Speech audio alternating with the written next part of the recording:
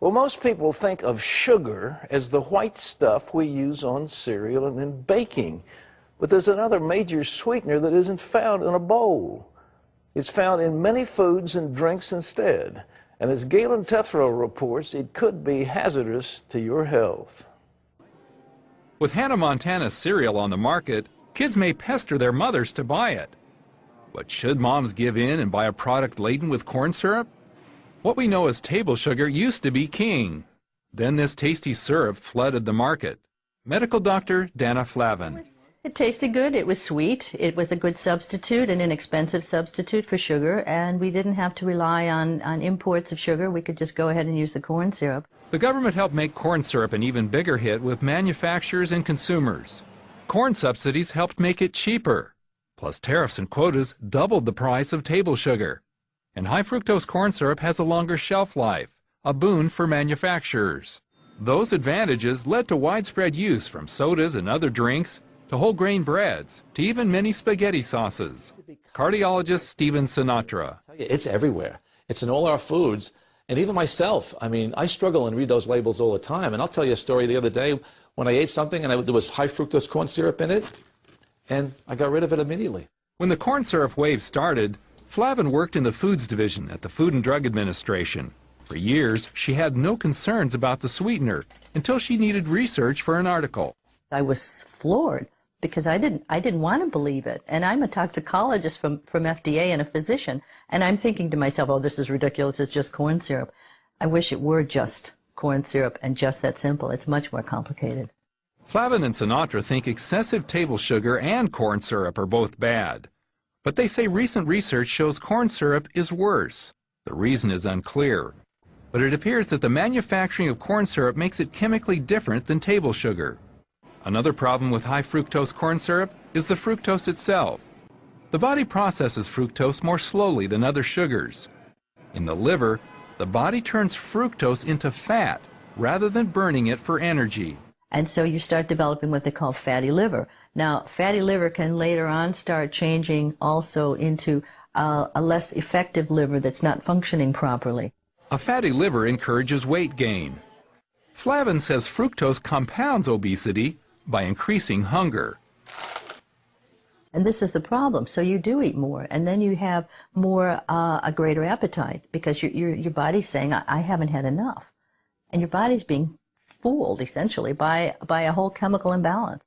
Sinatra, the cardiologist, says in that same process, insulin, the body's sugar manager, goes haywire. High fructose corn syrup is very sweet. It elicits an insulin response. And when it happens, remember, insulin is the #1 risk factor for cardiovascular disease. That means deadly strokes and heart attacks. And of course, insulin problems are at the heart of diabetes and all its health complications. A study of diet and this type of diabetes over past decades found increased corn syrup consumption and less fiber intake helped increase type 2 diabetes by a factor of 20. Flavin worries about what's happening to the nation's children. Kids and teens consume more corn-sweetened soft drinks than any other age group, and that makes them much more likely to develop diabetes. The fructose in the corn syrup interacts with the carbonation to form substances called carbonyls. Carbonyls are not only toxic, but have been linked to cell damage, leading to diabetes in children. For children born in 2000, the lifetime risk for developing type 2 diabetes is 30% for boys and 40% for girls.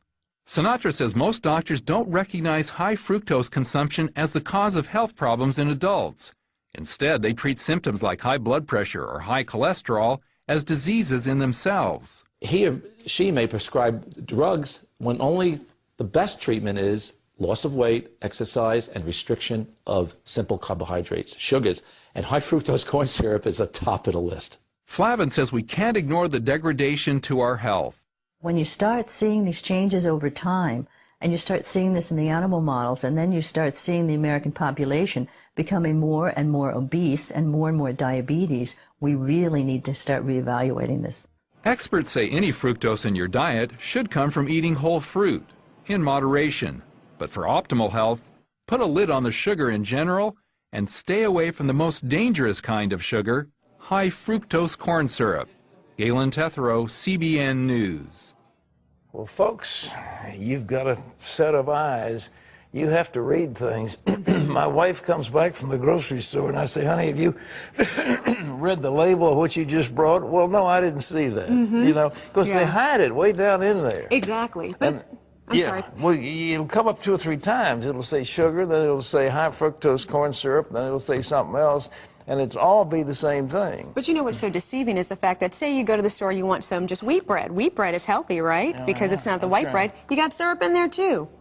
Yeah. It's all over. You must read the labels. Yeah. And, you know, we started something, what I understand, having to do with MSG, and now the soup companies are fighting each other who has less MSG. Well, good for them.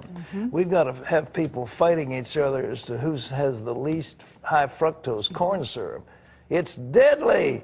Is this the cause of the obesity epidemic in the United States? Very possibly so.